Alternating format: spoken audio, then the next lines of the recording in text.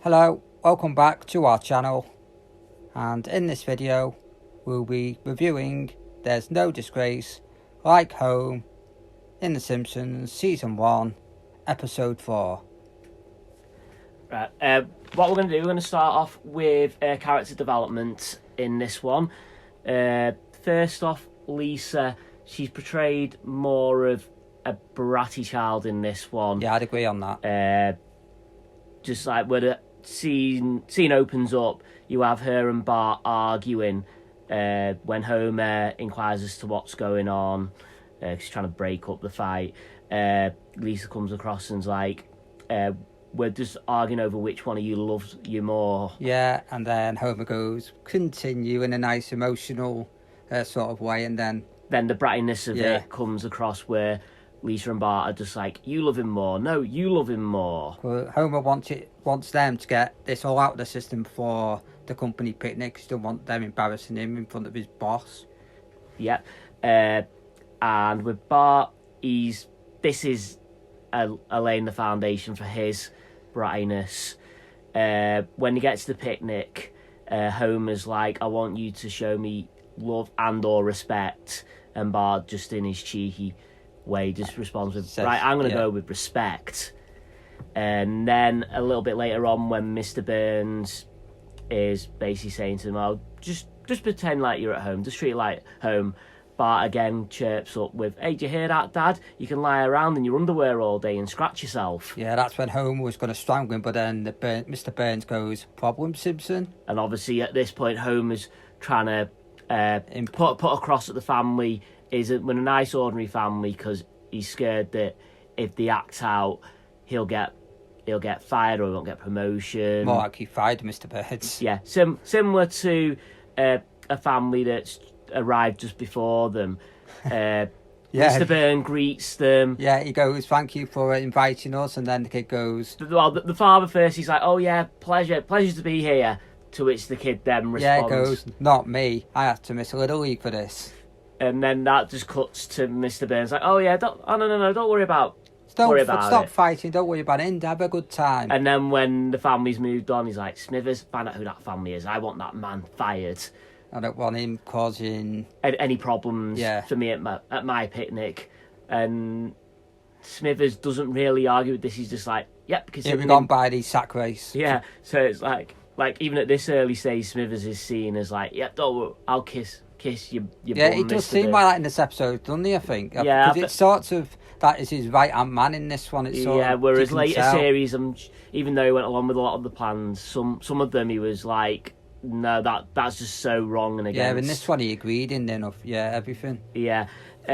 Marge in this episode... Taught off as a bit of a drunk. Yeah, she starts off with drinking the punch, to which she just turns into a drunken mess, would we say? Yeah, I'm surprised she's not drunk a lot of time before being with Homer, though. Well, yeah, it's enough to stress you out. It just continues to when Mr. Burns is thanking everyone for being there. She's just doing that continual clapping that you do when you are drunk anyway. And in this episode, it's noted it's the first mention of the hounds. Yeah, releasing the hounds. Yeah, what's funny about that bit is when Mr. Burns goes, you've got 10 minutes to get off my property. Everybody just continues clapping. Yeah, as if they don't believe him. And also in this episode, she's the one who tries to keep the family weighted down when Homer's trying to do everything he can to improve the family. She's the one like, oh, you're ripping the family apart with everything, with him wanting to pull on the TV to pay for the therapy session, which Homer is just determined to have, even though none of the other family, I don't know whether they don't see it as being a problem, they just don't want to get help, basically. Yeah, noted at the company, it was that family, weren't there, that... Yeah, after the picnic and Homer going, oh, we can get back to being normal. Because that's where he takes it from that so-called normal family. Yeah, because you see them... He sees them being polite. Yeah, the brother offering the sister to go in the car where Bart and Lisa are arguing. The wife offering to drive the car because the husband looks tired, even though Marge can't do it for Homer because she's still intoxicated. Because before that, when they were leaving, his son kisses his dad, and then Mr. Burns sees that and goes, like, it's getting that man's name Smithers, I expect big things him at the plant. Yeah, so they set it up like they're the perfect family, but then later on, in Monroe's clinic, you see them sat down, and these happy expressions they have are being replaced by just... what are they sort of getting with this family? They're pretending that there's something nice fine, but then in reality, they're just one of them a broken family because they were seeing Monroe, so... Yeah, they're just basically put in there so that Homer can just look at it and go, that's a normal family, that's what I want. And then the joke is that by near enough the end of the episode, it turns out that the family he's trying to model his own family to be turn out to be probably as bad if they're in therapy themselves.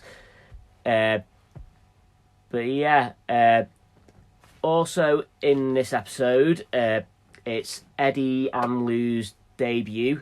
This one, Lou's actually yellow in it. It'd still be a couple of episodes and another season, maybe two, before they change his colour. Also, you get a brief appearance of Itchy and Scratchy, just like 10 seconds. It's the first one, isn't it? Yeah, just a 10-second clip that they're watching TV when Homer comes in, trying to convince them that they need to go to therapy and all this sort of thing. After that, he goes having a look at other families and starts peeping through the windows at different families, and you see this family which is just carving just carving a joint. I think it's turkey or something like that. Yeah, just all smart, and then Bart goes, all right, well, you go and see another family. Yeah, but to be fair, when they start talking about the father being in a shirt and all this other thing, Bart just then turns around and is like, obviously these people are freaks because they're different to what he sees his family as being. So it turns into the whole peeping Tom instance. So Homer's trying to prove that other families are normal. So he goes to see this other family where this kid's talking to his dad, and you don't know what they're saying. Then he gets a shotgun. Yeah, but Homer's just been doing this whole episode, don't want to be embarrassed at the picnic. Yeah. Mr. Burns calls Bart Brat. Yeah, and he goes, don't correct the man, Brat. He tries to, and then the ultimate one, he tries to bribe Bart into giving him a kiss. Yeah, $5. And Mr. Burns just sees right through this. In front of his boss. So, in the end, they get to the therapy. But again, before that, they need money for it. Now, there is a part in this one, don't know whether it was an error they made in the show or whether it was something that they didn't elaborate on, but just before they pawn the TV, Marge offers to pawn her wedding ring. Which Homer goes, it's only worth $150. No, we need $150. $150. Which indicates that the ring is not worthless, but probably knowing Homer, it's cheap. Yeah, cheap. It's probably not even worth $50. But then, once they pawn the TV and then get to the clinic and then asking how they're going to pay, it's like, oh, we've got cash. He goes, here it is, I've got $250. So somehow we get from $150 to $250. Unless he gained $100 from somewhere, but it's I can't see it. It's like, did he have $100 to start off with, or was it an error that they didn't correct afterwards? The fact that they should have said the ring, they needed $250 for it. And the reason he went to the clinic is when he was in the bar, as he was talking at the bar, Barney was sort of taking the piss out of his family. Yeah, the what should we call it? Homer starts off with like, oh, my mother gave me advice, which then leads to, it's like, when will she give advice? Because later series, it turns out that his mum left when he was young anyway. Yeah. So it's like, must have been pretty young when his mum gave him this. Oh, is that story not meant to happen? Yeah. But then Barney tries to go on like, oh, it's not your fault, but then... You've been dealt a bad hand. Yeah, it's like, your kids are out of control. And he's like, well, you can't talk about my kids, well, at least two of them. And then Barney just chirps back, what, you got two I haven't met? Which then leads them to have a fight, even though in later series, Homer and Barney are pretty close. Well, dead close. But to be fair, they're alcoholics, so yeah, they probably forgot all about this. Yeah. They probably drunk it away. But yeah, when they're fighting, that's when Homer falls to the floor, sees the advert on the TV, and thinks, oh, it's the answer to his prayers. But yeah, this obviously is also Monroe's first appearance as well. He's just portrayed as your usual clinical sort of guy. Oh, I can solve any problem, because his advert's like family bliss or double your money back. But as we learn by the end of the episode, he's never met a family like the Simpsons. Exactly. And basically, he actually allows them to say what they want. Express themselves. Express themselves, that's the word I'm looking for. And then subsequently, first thing gets them to draw what is the biggest problem in their life. And every one of them drew Homer. And then Homer wasn't even paying attention because he drew a plane. A plane. And then it's like, yeah, well, if you were paying attention, you'll find out that your family sees you as the biggest problem. Yeah, so that's why. Homer doesn't listen to them. So why should they listen to Homer? Yeah, and then that just transpires into him giving them foam bats to hit each other with. And then it's like... Yeah, you see Maggie behind Homer, slightly just like tapping him. It's like, not going to do any damage there. Yeah, even though Homer chirps up and like, well, not really going to hurt, are they? Yeah, that's when Bart takes it off. And Monroe's like, no, they'll work better with the foam on. And Bart just hits him across the back of the leg. It's like, no, they do work better without the foam on. And then he gives up on that idea. He's like, all right, we'll go to the most drastic thing. We'll do the shock therapy. Because he thinks, oh, yeah, this is the thing. It's going to sort it all out. The thing is, how did he know who to shock? Because Bart shocks Homer. And Homer's going to shock him back. But unless the buttons are in order, how did he know which one to shock? Yeah, it is a weird one, that one. Especially considering the fact Monroe's like, yeah, don't start it now. Because they weren't numbered. Yeah, it's one of those weird ones. Unless they were smart enough to work out, oh, this is the flipping order that the seats are in. So maybe. Yeah, but then the fantastic thing is when everybody's getting shocked, it's the one that you think the least of that's shocking them all, Maggie. Yeah, and it just gets to that point where they're shocking each other so much, they're basically draining the power grid. It's like, this family just cannot be saved because they're just shocking each other. Or, like Bart and Lisa are just shocking each other. And it's just like, yeah, eventually Monroe just decides to pull the plug on it. Why he didn't do that after they were clearly out of control to begin with? Yeah, or before he even walked in, you could tell that family are going to sort itself out. Yeah, but then he conveniently forgets the double your money back offer, which Homer doesn't. So whether it was a happy coincidence or whether Homer secretly thought, well, we can't be cured, we might as well try and make some money out of this. Maybe.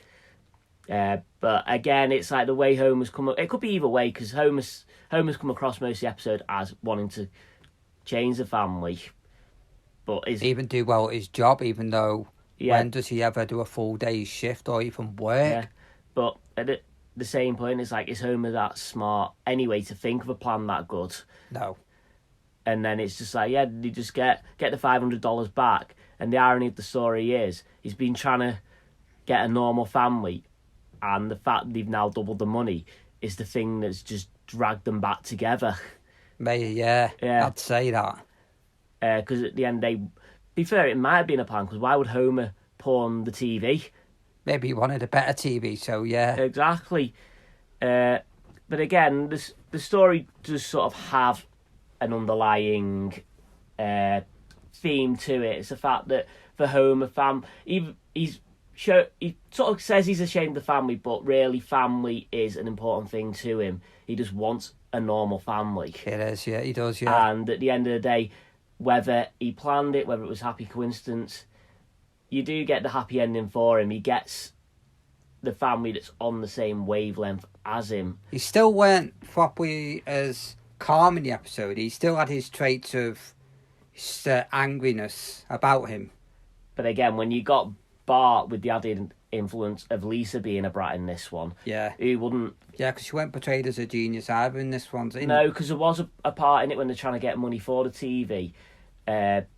He tells Marge, we need to break into the college fund, and then he follows up with like, oh, come on, it's going to be wasted anyway, as if to say that neither Bart or Lisa are smart enough. So they've not even, doesn't even look like they've got into the Lisa portrayal of being smart. So, what would you take positives and negatives out of this episode? Well, the main positive, as I say, has got to be part of the familyness, trying to get the family together. Yeah.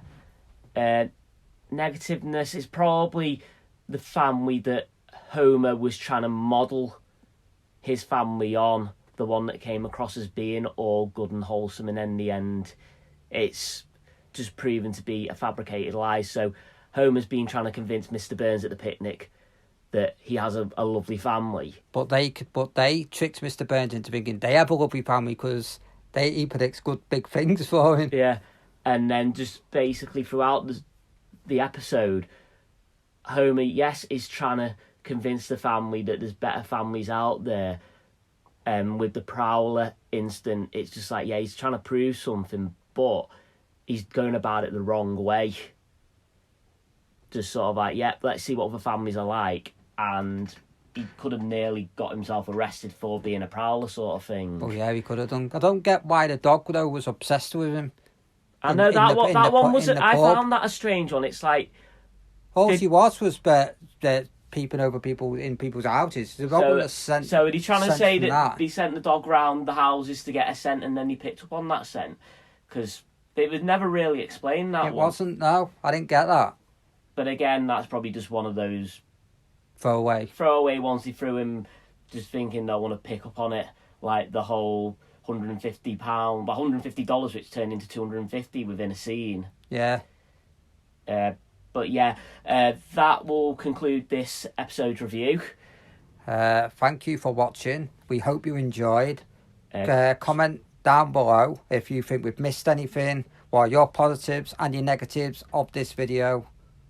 Anything that we said that you might have forgot or just didn't realise was in the episode. And if you enjoyed the channel, subscribe, like, and until next time, the next episode we'll be reviewing will be Bart the General. Yeah. So until then, thanks for watching. Yeah, bye.